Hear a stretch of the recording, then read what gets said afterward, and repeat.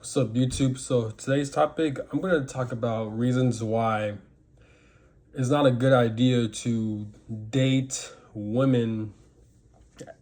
If you're a guy and if you like females, the reason why it's not a good idea to date females who are in a lower class range compared to you when it comes to finances and when it comes to housing. Now, as surface level that may sound, I feel like there's a lot of facts behind that. Now, again, I'm only talking from my experience. I'm not talking about from other people's experience. It may be different, but let's get to it. So let's look at the shit I've seen. So have you noticed? I've noticed that people who tend to marry, people who tend to be in relationships, like couples, I mean, they either meet them at the same workplace that they're in, or they meet them at their social circle, or they meet them at the same friend group and stuff like that. It's never, you rarely see anyone that marries a person or they're in a connection with them when they just simply cold approach them, or they were strangers like that, or like they don't work the same workplace, they're not in the same friendship group circle and stuff like that. And there's nothing wrong with that, but what I'm saying is that people tend to marry or get in connections to where they're making money when it comes to the same job they work at, when it comes to like a local social circle they're in. But regardless, they tend to marry or be in a connection to where they're in the same class range. Basically, it's rare if you see someone who's very rich or very wealthy or during the higher class range dating someone that's in a lower class range, that's experiencing poverty, that's experiencing struggle, and stuff like that. Now it does happen sometimes, but for the most part, it doesn't really happen like that. Um, so, but yeah, so I kind of notice this pattern and stuff like that. Now there are instances where people do date from different class range. I've heard stories where like sometimes the guy doesn't have a car, or he doesn't have his own place, but he dates women who has their own place, who has their own car, but usually, or vice versa, but usually these connections always end up in disaster one way or another. It's very rare where like they stick out together and then they build up. Now, I'm not saying you have to date someone based on the external. Obviously, there has to be an attraction. There has to be good chemistry. There has to be, you two have to be in the same wavelength. So that matters, obviously. So it's not always about superficial things like that. But what I'm saying is that it does play a huge role, most definitely, based on the statistics. But now I'm gonna talk about my experience. Now with my experience, and also I like to point out, this is why you see wealthy, like famous, rich people who don't date people who are in the middle class. People, they don't date people who are famous. They don't date people who are not well known. You only see famous people date other famous people. You always see rich people date rich people, and vice versa. You always see people in poverty date people who are also in poverty, and you see the middle class people who date people who are in the middle class, because like I said, they meet these people at their same workplace, their social circle, at the same job market that they're in and stuff like that. It's rare when you see couples meet each other simply when they're going out in public. It's very rare. And obviously there's online dating, but I feel like even then online dating doesn't really work out that well, because they live at such a long distance and you just don't know what the partner is doing behind the other partners, behind closed doors and stuff like that, behind their back. And again, that always ends up in disaster. I've experienced with this shit. So I'm gonna talk about my life experience. So there's a recent experience where my previous ex that I've dated, one, it was long distance. So she lived in California, I lived in Kansas, right? But we met through Twitter. I know it's kind of ghetto like that, but without a doubt, we both had a strong attraction. We both had good chemistry, but the main issues was that obviously she lived in a different area and I live in a different area. But another thing too is that she didn't have a job, she didn't have a car, and she wasn't making money like that. I was opposite. I had a car, I had my own place, I was making money. And like whenever I wanted her to visit me, I had to be the only one paying most of the money when it comes to booking flights, going out on dates and stuff like that. And it was just too much. It was just too draining. I could afford it, I could do it, but it's like, what's the point of me spending too much money on her when I can meet someone else locally? You know what I'm saying? But like, But because I was willing to take a chance with her because we had a good connection, we seemed to be in the same wavelength.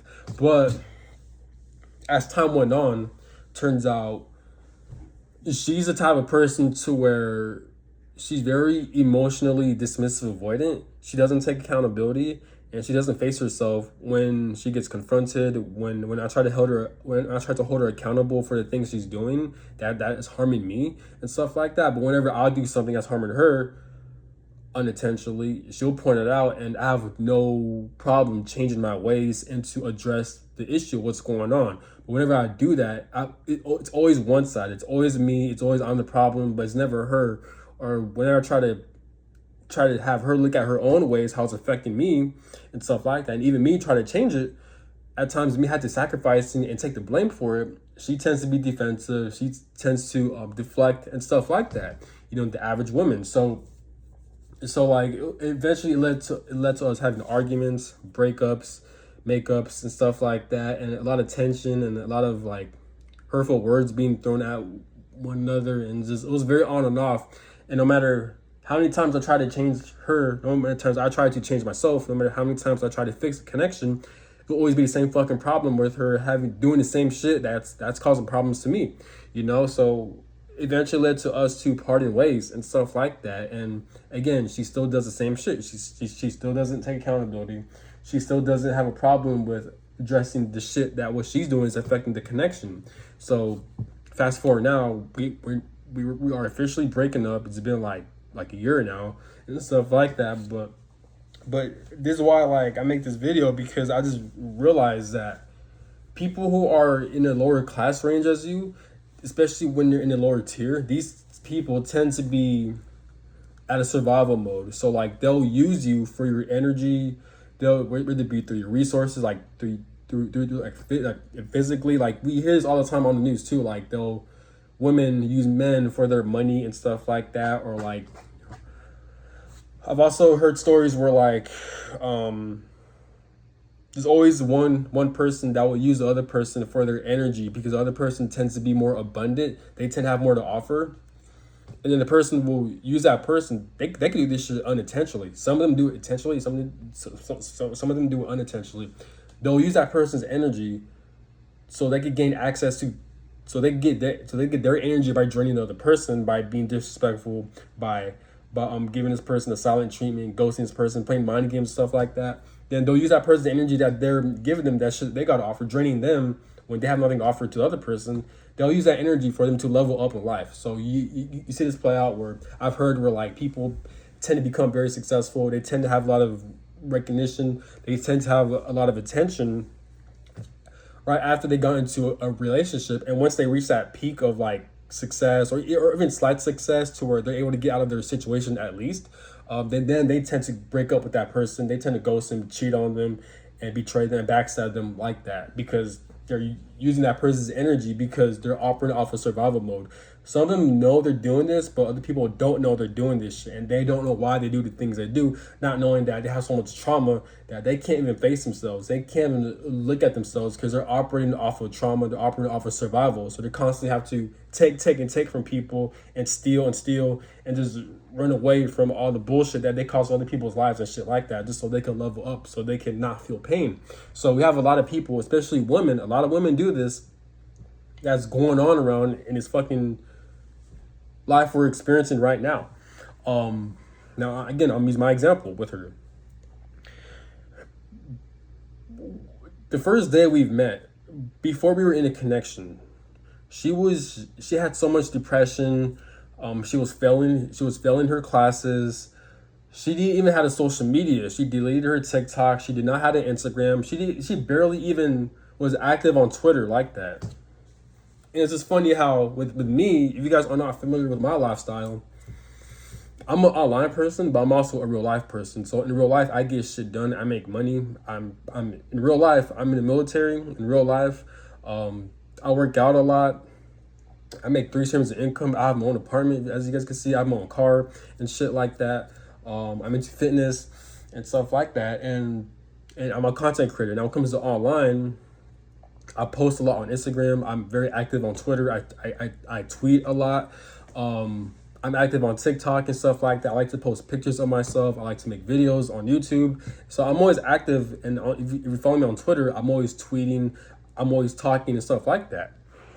So I'm very active on social media. And it's just funny how, like, as we were meeting before that, she had, again, when we first met or before we were in a connection, she had no social media activations. She wasn't active on any of her social medias. She was failing her classes. She was at a depressive mindset to where she didn't have enough confidence within herself, and she wasn't bold or as confident. So as we were in a connection, slowly but surely, I convinced her. I tried to make her. I like, because I have so much to offer in these connections. I've instilled confidence. I give her so much of my energy and wisdom and life experiences and help and even money and even my resources towards her just to help her out, and slowly but surely she was building her life up. Now she's passing her classes. Now she's going to school.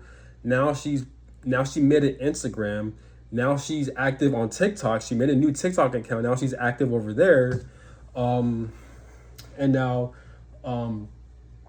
now on Twitter, now she types a lot. Now she tweets and talks a lot, and now she's active on Twitter. And she gained so many fucking followers on Twitter. She gained over 2,000 followers on TikTok. Now she's getting some followers on Instagram, and she's posting a lot on her social medias, and even on Snapchat for a little bit. So, and that was happening while we were having arguments, while she was not taking accountability, while she was being disrespectful towards me and stuff like that. Eventually, when we ended the connection, when it ended, I've noticed her life is excelling now. Now she's putting herself out there a lot more. She's more bold and stuff like that. And she doesn't give me the time of day. She's quick to cut me off. She does not give me closure or anything like that. And when I do try to confront her and tell her what the fuck the issue is, she plays victim. So so that's the type of shit I've experienced with her, and that I've done some research, and that apparently people do this shit because when people are operating off of survival mode, they're gonna steal people's energy, time, resources, just so they can level up their life. And then once they reach that peak, they're gonna leave that person. They're gonna betray that person. They don't have to do this shit intentionally. They can do this shit with them not knowing what the fuck they're doing, because when you have so much trauma, you don't think logically. You're operating off a dumbass fucking level. So I've experienced this shit with her, but I could look back at my other previous romantic connections, and these females do the same shit. That I've seen patterns when people do shit like that, even with friends in a way too. When I meet people in real life that I'm not dating, just friends in general, they'll do this shit too. This is why I have people who stolen money from me. I have people who lied to me. Even family members that backstab me and stuff like that. But when it comes to dating and stuff like that, like, it's always the same reoccurring issue, that traumatic reenactment. This is where I'll meet the same people but in different bodies. I'll meet them at their lowest. Then once the connection ends, or during the connection, their life improves very rapidly, and then they'll leave, and they wouldn't even give me closure. If they were to give me a closure, and yeah, okay, that's different. But no, they'll give me no closure. They'll leave me hanging. They'll ghost me and stuff like that, and they'll go on about their lives like that as they're improving their lives and shit like that. Now, one thing I'm aware of, it's social media. So eyes can be very deceiving. So what people post online, you don't know what they're going through behind closed doors, which is fine. So this person could post all their achievements and happiness online, but behind closed, especially if they're doing you wrong, just know that most likely they're suffering. Most likely they're in pain and stuff like that. But which I'm aware they are going through this. But I'm not talking about people who I've done wrong and that they had every right to cut me off. I'm not talking about that, because no, that's not the case. What I'm talking about is that these people will take your energy, they'll steal your time, resources, and your hard work and your energy, and then they'll go on about their lives, having no problem ghosting you, not giving you closure, betraying you, and just discarding you as they're going on about their lives without them being aware what the fuck they're doing. That's what the fuck I'm talking about. And we have a lot of women, a lot of females who do shit like that.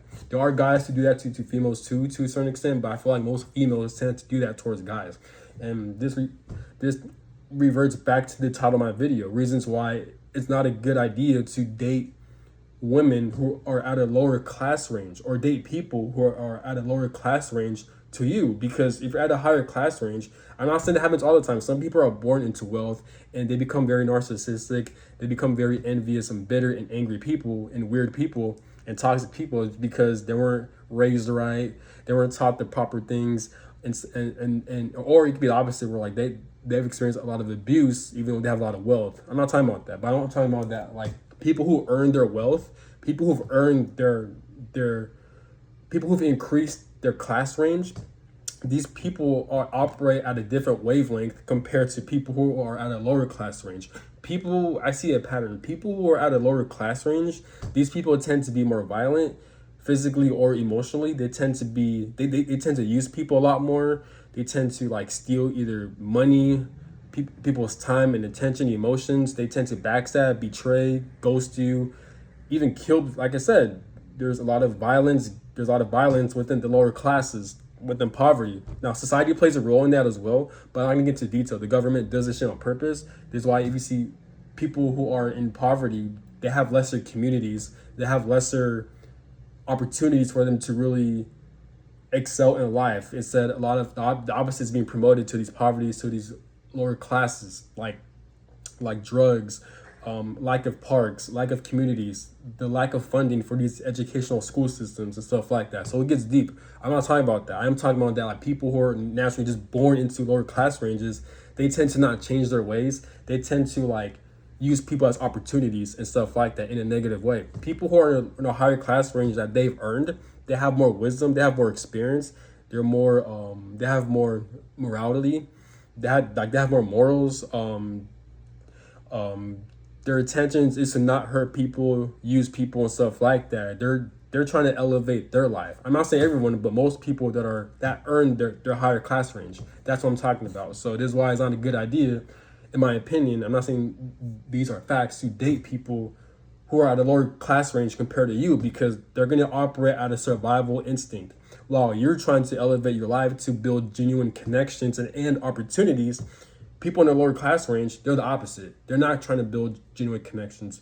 They're not trying to build genuine opportunities. Even if they're trying to, they want to, they just simply don't have the tools, or they don't have the willpower or the self-awareness to get to that point. So even if they're trying their best, which is rare, but it can happen, they'll still fuck you over. They'll still deteriorate your life if you're not careful, you know? So I've seen this shit by observing in real life, online, and I've experienced this shit myself with multiple women. So that's all I gotta say. Have a good one. Peace.